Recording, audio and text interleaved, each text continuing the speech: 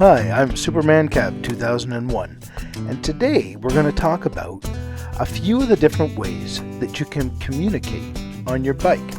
There are a few different ways, and it doesn't have to cost you a fortune. So we're going to go back to the shop, and I'm going to show you some of the ways that we can communicate when you're traveling in a group or traveling with a couple of buddies. If you need a couple of options, stay tuned and we'll get right to it. Well, the first way of communication that most everybody has is your cell phone. And you may be saying to yourself, okay, you've got your cell phone, but how are you going to use that to communicate? Well, there's a couple of ways. If you do have Bluetooth on your helmet, you can connect to your Bluetooth and use your cell phone to communicate with other people that you're traveling with. The one way you could do that is just phone each other, or you could text. And you're thinking, okay, how can I text in motorcycle? Well, most motorcycles or most phones will allow you to text voice to text. And what we've done in some instances where you have a long ways between people, we will send a voice to text. We're going to stop up ahead. Send the text to Bob. And so your phone sends a text to Bob, and then Bob can hear it through his Bluetooth. If you don't have Bluetooth, the other way you can do it is connect it to your radio. And you can tell your phone, play text.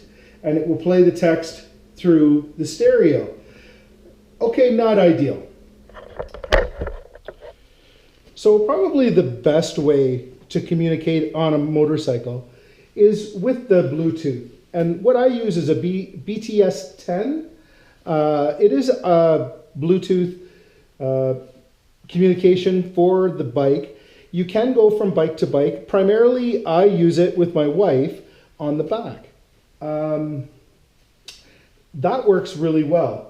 The other form of communication that we use is CB. And with the CB, what you can do is, I don't have a CB on my bike. A lot of the older bikes, the big touring bikes, Goldwings, Harley Davidsons, Ventures, a lot of them came with a CB. This bike, you could order it with the CB, but that would have been an extra piece, and you would have had to get the plug-in for it on the bike. I don't have it, so what I've got is a handheld Uniden walkie-talkie 40-channel CB. With that, I've got an earpiece and a push-to-talk, and so I can put this on with my helmet on. Well, I got to take my helmet off, but put the earpiece in. Now I've got the earpiece in, and I can stick this to my coat, and I can stick the push to talk button on my coat as well. And so when I'm riding along and the group says they want to do something and they're going to pull over, I'm able to just go like that and I can talk. And the microphone is right here. So it can hear me, and I can just tell the group, yeah, I'm going to pull over up ahead. And oops. But you got to make sure you have it clipped on good. So there we go. I have it clipped on good. And that's another way you can communicate. Next to that, there's always the option of using a VHF radio. A VHF radio is like what you would buy at a Amazon or a hardware store or anything like that, much like what I've got on the screen right here.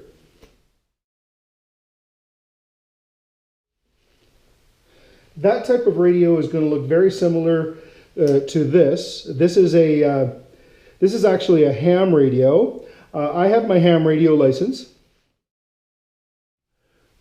This radio, this particular one has got a speaker mic, so you could put it here, put this on your belt, and you could communicate this way. But both people would have to have ham radio license. So this is not something that I would typically use, but it would look much similar to this to use a VHF radio. And you'd be able to do that and be able to talk to somebody ahead of you.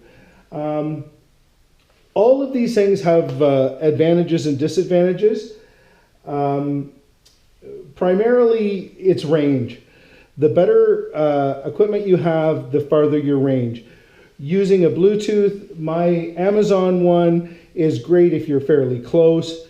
If you had a Sena or a Scala Rider or something like that that is much better, it's going to be able to reach much farther. But for my purposes, I use this primarily just to talk to my passenger, and so to talk to the passenger, it works excellent. If you're traveling in a group and a number of you have it, depending on how many people are connected, that tells you what kind of communication that you're going to need. If you have a lot of people, you may want to have a Sena or something like that. If it's just one other person, this will connect with the Sena or anything else. So it really depends on what it is that you are trying to do. Now, the real advantage to having just a walkie-talkie is that you can just put it on your belt. Or in my case, I have got a little storage compartment on the side here, a little zip bag that I have that goes on my bars, and I can stick the radio in there and have it go up to my ear. I don't have to have it up here. I mounted it up here just for the purpose of this video, just to show you that you can mount it out there. I'm going to probably try it like this and see how it works come summertime, mounted there. The thing is with all radios is that they are line of sight. And so line of sight means basically what it sounds like. If you can see them, they can hear you. Typically that would be like, 1,000 feet. Some of the Bluetooth ones claim that they can go miles and miles and miles. It's been my experience that line of sight is basically what it is. It's line of sight. If you can see them, it will work. It does make riding a whole lot more interesting when you're able to talk with the other riders in the group. It helps keep you all together. With a CB and with the VHF radios, you are able to join more people easier. Now, that being said, with the Bluetooth, you can do that with the more expensive units. Anyway, I hope that helps. If that gives you any idea of other options that you can have besides just the Bluetooth, give it a try. See what it's like. It is a cheaper way to go, especially if you're traveling in a group. So anyway, with that, thanks for watching, and hit that subscribe button down below. And if you like this video, give me a like. If you don't like it, still give me a like. Thanks.